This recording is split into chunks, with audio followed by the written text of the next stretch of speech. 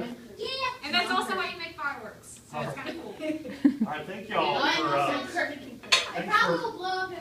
thanks for lighting things up for us every night, y'all. So you really can say tonight, you had fire, you had bombs, a lot of things fun happening in Bible. We almost got our hair blown off, even though I don't have any. Hey, seriously though, listen. Are your eyebrows? Hey, here's the Bible study part. But one thing, don't try lighting things in plates at home with liquids and different things, right?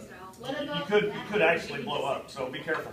I mean, don't do that at home. You have to have a chemistry degree from UT Tyler to be able to do it. Okay,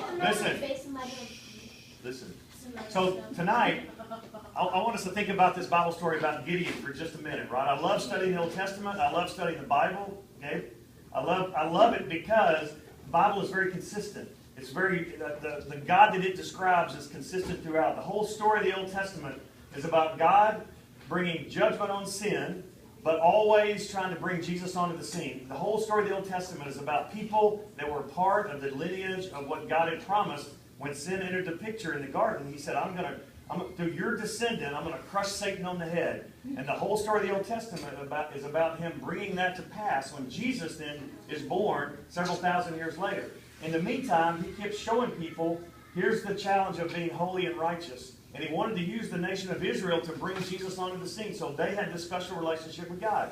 And so Gideon was on the scene at a time when the Israelites had fallen away from God. The Midianites were the current people that were oppressing them, right? They were stealing everything from them. They were not letting them even keep the food that they grew. They'd come through and steal everything, right? So here's what it says in Judges chapter 6. Again, the Bible is always full of adventures, right? This is one example. The angel of the Lord came and sat at a certain place which belonged to Joash while his son Gideon was beating out wheat in the winepress to hide it from who? The Midianites.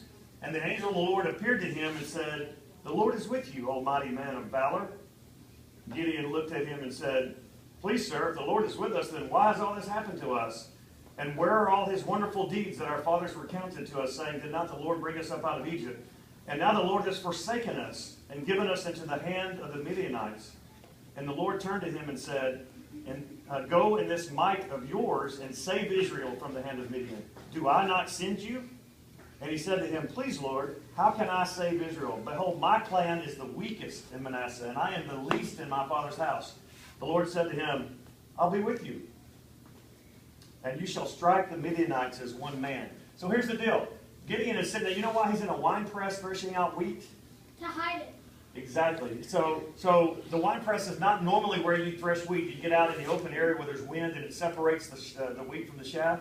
Instead, he's hiding down in a wine press, which is like a hole in the ground, because he's scared to death of the Midianites coming and stealing his wheat. And so it's kind of ironic that the angel of the Lord shows up. Number one, it's always ironic when the angel shows up, right? But he says,